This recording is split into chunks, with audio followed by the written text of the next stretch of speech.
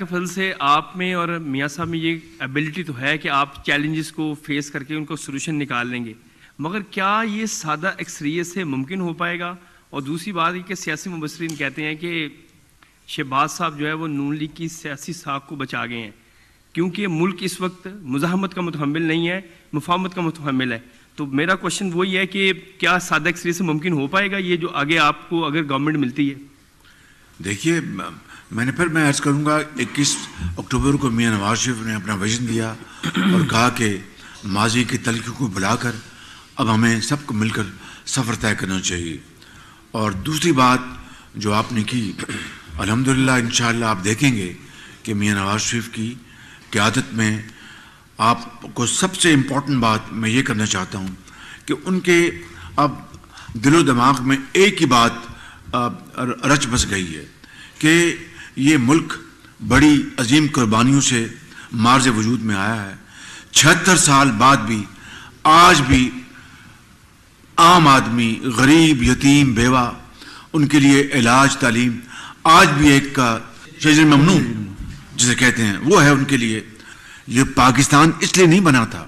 نواز شریف کی سوچ یہ ہے کہ اللہ تعالیٰ ان کو موقع دے تو یہ امیر اور غریب کے درمیان جو خلیج ہے اس کو کم کرنا ہے اور غریبوں اور عام آدمی کے لیے زندگی آسان بنانی ہے، ان کو خوشحال کرنا ہے۔ تو کہا جا رہا ہے کہ جیل سے رونے کی آوازیں بھی آ رہی ہیں، آپ تو کبھی جیل میں روئے نہیں تھے، تو جب اقتدار میں آپ آ جائیں گے انہیں عام معافی کا اعلان کر دیں گے عمران خان کے لیے؟ اللہ تعالیٰ کی ذات انہیں سے معافی ہم سب کو مانگنی چاہیے۔ میں نے گزارش کر دی کہ ہم نے تو کبھی نہیں کہا تھا، نواز شریف نے کبھی نہیں کہا تھا، میں نے کبھی نہیں کہا تھا کہ ہم ان کو گردن سے پکڑیں گے، ان کو الٹا لٹکائیں گے، ان کو اپنا سڑکوں پہ گھسیٹیں گے یا روئیں گے، میں ان کو رلاؤں گا۔ یہ تو نواز شریف نے کبھی نہیں کہا تھا، نہ ہم نے اپنا کبھی اس کا سوچا بھی، کہنا تو دور کی بات ہے۔ اللہ تعالیٰ سے ہمیں رحم مانگنا چاہیے، مغفرت مانگنی چاہیے۔ آپ نے کہا نفرت کی سیاست کو ختم کریں گے، لیکن تحریک انصاف کے دور میں تقریباً 100 لوگ ایسے تھے جو ملک کی اشرافیہ تھی جن کو $4 ارب کے بلا سود قرضے دیے گئے تھے۔ اس حوالے سے قائمہ کمیٹی میں بھی معاملہ آیا تھا، بڑا کریٹیکل مسئلہ تھا۔ تو کیا آپ اس کو مستقبل میں ٹیک اپ کریں گے؟ کیونکہ کچھ لوگ فائدہ اٹھا جاتے ہیں اور باقی کروڑوں کے عوام جو ہے مشکلات کا شکار ہوتے ہیں۔ دوسرا، اس وقت معاشی ماہرین یہ کہہ رہے ہیں کہ $72 ارب 3 سال میں ادا کرنے ہیں پاکستان نے۔ تو کیا اس پوزیشن کے اندر آپ ہیں کہ آنے کے بعد ایسی پالیسیز بنائیں کہ $72 ارب اگلے 3 سال میں ادا کر دیں؟ یہ بڑے آپ کے پرٹیننٹ سوالات ہیں، بڑے اچھے۔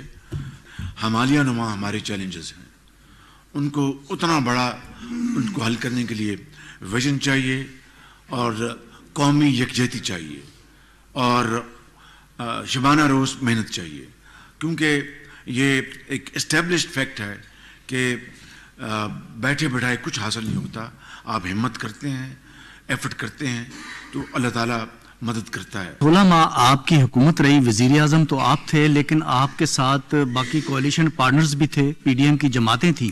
تو اب کتنا مشکل یا آسان ہوگا ووٹر کے پاس جا کر انہیں کنونس کرنا کہ آپ ان مسائل کے ذمہ دار اکیلے نہیں ہیں اور آپ کے پاس ان کے مسائل کا اب شافی علاج ہے اور اب حالات جو ہے وہ بہتر ہوں گے؟ میں یہ عرض کروں گا کہ اگر پاکستان کو دیوالیہ ہونے سے بچایا تو اللہ تعالیٰ کے فضل و کرم سے میں نے اکیلے نہیں، 13 جماعتوں کی یعنی اجتماعی کاوش سے میں سب کو کریڈٹ دیتا ہوں۔ اگر سیلاب سے ہم دن رات ہم نے ان کو فیس کیا تو میں نے اکیلے نہیں، اجتماعی 13 جماعتوں کی کاوشوں سے۔ اگر سفارتی تعلقات الحمدللہ دوست ممالک سے، برادر ممالک سے ہم نے ٹھیک کیے تو میں نے اکیلے نے نہیں، اجتماعی کاوشوں سے۔ بس یہ میں نے 3 مثالیں آپ کو دے دی ہیں، باقی بات آپ سمجھ گئے۔ SIFC یہ ایک بہت بڑا پلیٹ فارم ہے جو ہمیں معاشی بحران سے نکال سکتا ہے اور جو ایک فیسیلیٹیشن سینٹر ہے، یعنی کہ جو باہر سے سرمایہ کاری آنا چاہتی ہے، اگر آپ کی حکومت آتی ہے تو اس پلیٹ فارم کو کتنا یوز کریں گے جو کہ ہمارے لیے بہت آسانیاں پیدا کر سکتا ہے؟ یہ پلیٹ فارم باقاعدہ اس کو قانونی حیثیت مل گئی ہے اور یہ ایک پارٹنرشپ ہے حکومت اور مختلف اداروں کے درمیان، اور میں سمجھتا ہوں کہ اجتماعی کاوشوں سے اس پلیٹ فارم کے ذریعے جس کا نام SIFC ہے، آپ یقین کریں کہ بہت ملک کو، پاکستان کے عوام کو بے پناہ فائدہ حاصل ہو سکتا ہے، اور خوشحالی اور ترقی کے سفر کی طرف ہم بڑی تیزی سے رواں دواں ہو سکتے ہیں انشاءاللہ۔ سیاست میں گالم گلوچ کا کلچر بہت زیادہ پروان چڑھ چکا ہے اور ہماری یوتھ ڈی ٹریک ہو چکی ہے، عدم برداشت بہت زیادہ ہے۔ آپ کو کیا لگتا ہے کہ اس کا ذمہ دار کون ہے اور اس چیز کو کیسے ختم کیا جا سکتا ہے؟ بدقسمتی سے پچھلی حکومت نے کوئی کسر نہیں چھوڑی PTI کی، اور اس سے بے پناہ مسائل پیدا ہوئے ہیں، لیکن مجھے یقین ہے انشاءاللہ کہ ان انتخابات کے نتیجے میں اپنے نوجوانوں، بچوں اور بچیوں کے لیے ایک شاندار مستقبل کا نقشہ پیش کیا اور اس کے اندر عملی طور پر اچھے رنگ بھرنے کی کوشش کی، تو یہ یوتھ پاکستان کا ایک بہت بڑا ایسٹ بن جائے گی، مجھے اس میں کوئی شک نہیں ہے۔ ایسا ماحول بنے کہ جس میں نفرتیں، گالی گلوچ کا جو اسباب ہیں ختم ہو جائیں، اور میں آپ کو یقین دلاتا ہوں کہ میاں نواز شریف اس میں لیڈ لیں گے۔ پاکستان کے پاس CPAC اور گوادر جیسے دو منصوبے، پاکستان مسلم لیگ نون کی قیادت یہ سمجھتی ہے کہ یہ منصوبے پاکستان کی معاشی بحالی کے لیے اہم کردار ادا کر سکتی ہیں، اور آپ کے منشور میں یہ شامل ہے کہ اس کو چلایا جائے گا اور وہ ورکنگ میں آئیں گے؟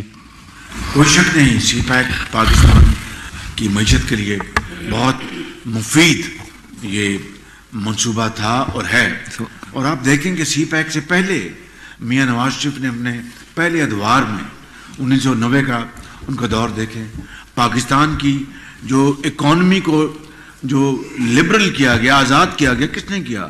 میاں محمد نواز شریف نے۔ اور ہماری جو کرنسی کو باسکٹ آف کرنسیز کے ساتھ کس نے جوڑا؟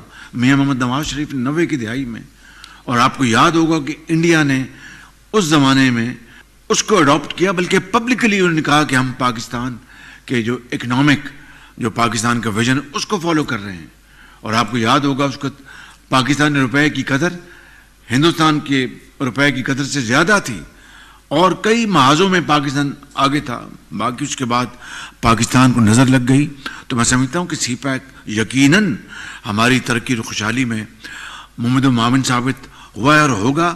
اب اس کی شکل اور اس کا جو کانٹیکس ہے وہ اب بدل جائے گا۔ اب انڈسٹریل اسٹیٹس ہم نے بنانی ہے، مل کر ہم نے جوائنٹ انویسٹمنٹس کرنی ہے، اور یہ سارے پاکستان کے اندر سندھ میں، پنجاب میں، KP میں، بلوچستان میں ہم نے جوائنٹ وینچرز لے کے آنے ہیں، اور اسمال میڈیم انٹرپرائزز کو ان کو ہم نے فروغ دینا ہے۔ تو یہ میں سمجھتا ہوں کہ یہ سارے ایک دوسرے کے ساتھ ملے ہوئے ہیں۔ CPAC کی نوعیت پیچھے پہلے اور تھی، اب اور ہو۔ گوادر کا سر، گوادر آپ دیکھیں، گوادر ہماری جو سیکنڈ پورٹ ہے، اس کی ڈیولپمنٹ پاکستان کی ترقی اور خوشحالی کے لیے ایک لازم ملزوم ہے، ایک پری کنڈیشن ہے، اور اس کے لیے 16 ماہ میں گوادر کی ترقی اور خوشحالی کے لیے ہماری حکومت نے جو ایفرٹس کیے ہیں وہ خود آپ کے پاس اس کے ثبوت آپ کے پاس ہیں۔ میرا نہیں خیال کہ کوئی وزیر اعظم 16 ماہ میں گوادر اتنی مرتبہ گیا ہوگا جتنا میں گیا ہوں۔ یہ ناچیز وہ کیوں؟ تاکہ بلوچستان کے گوادر کے عوام کے لیے وہ پورٹ جس کے اوپر اربوں روپے خرچ ہوئے ہیں بند پڑی تھی، اور مٹی کی تہیں و سمندر میں جم گئی تھی، بڑے جہاز آ نہیں سکتے تھے۔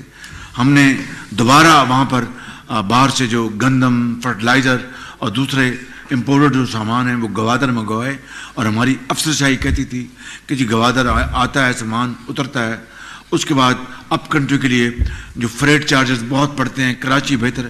یہ مافیا، یہ وہ مافیا ہے جو نہیں چاہتا کہ کراچی پورٹ جو یہ گوادر پورٹ جو ہے وہ بڑھے۔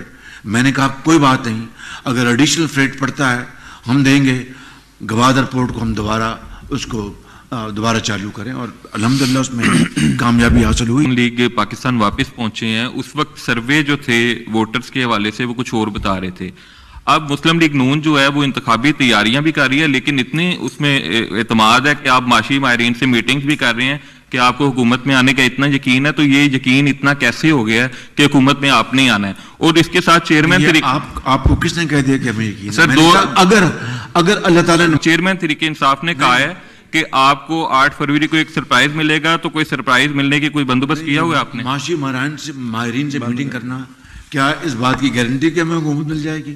ہم اپنی تیاری کر رہے ہیں کہ اگر اللہ تعالیٰ نے موقع دے تو ہمیں تیار رہنا چاہیے. یہ ہے مقصد اس کا. سرپرائز جو انہوں نے کہا ہے چیئرمین طریقے سے, We will give them a surprise انشاءاللہ. اب تو کہا جا رہا ہے کہ جیل سے رونے کی آوازیں بھی آ رہی ہیں. آپ تو کبھی جیل میں روئے نہیں تھے, تو جب اقتدار میں آپ آ جائیں گے انہیں عام معافی کا اعلان کر دیں گے عمران خان کے لیے؟ اللہ تعالیٰ کی ذات انہیں سے معافی ہم سب کو مانگنی چاہیے. میں نے گزارش کر دی کہ ہم نے تو کبھی نہیں کہا تھا, نواز شریف نے کبھی نہیں کہا تھا, میں نے کبھی نہیں کہا تھا کہ ہم ان کو گردن سے پکڑیں گے, ان کو الٹا لٹکائیں گے, ان کو اپنا سڑکوں پہ گھسیٹیں گے یا روئیں گے, میں ان کو رلاؤں گا. یہ تو نواز شریف نے کبھی نہیں کہا تھا, نہ ہم نے اپنا کبھی اس کا سوچا بھی, کہنا تو دور کی بات ہے. اللہ تعالیٰ سے ہمیں رحم مانگنا چاہیے, مغفرت مانگنی چاہیے, اور اس ملک کے عوام پر اللہ تعالیٰ اپنا رحم فرمائے. ملک میں اتنے مسائل ہیں کہ اب میاں صاحب کی طرف ہر شخص دیکھ رہا ہے, اور میاں صاحب نے ان مسائل کو حل بھی کرنا ہے. اس وقت آپ کا نعرہ بھی ہے کہ پاکستان کو نواز دو. میاں نواز شریف کو جب بھی ملک ملتا ہے مسائل کی, اے اللہ تعالیٰ, نعرہ نہیں دعا ہے ہم سب کی, اے اللہ تعالیٰ مہربانی کر دے اور پاکستان کو نواز دو. جب بھی مسائل نہیں ہے, دعا ہے, دعا. جب بھی مسائل آتے ہیں تو یہ دعا آتی ہے, اور میاں صاحب کو پاکستان ملتا ہے بری حالات میں, پھر وہ بہتر کرتے ہیں. تو کچھ بیرونی اور کچھ اندرونی قوتیں ہیں جو چاہتی ہیں کہ پاکستان ترقی نہ کرے, جیسے ایک سب کلونی بن کے رہے. کیا وہ قوتیں کبھی ختم ہو سکتی ہیں, خواہ وہ اندرونی ہوں یا بیرونی ہوں, ملک اچھا چلتا رہے تاکہ ہم کل کو پاکستان دے کے جائیں؟ بس اٹس آل اپ ٹو اس. یہ ہم پر یہ منحصر ہے. سختیاں آتی ہیں, اپنا اونچائی بھی آتی ہے, ڈھلان بھی آتی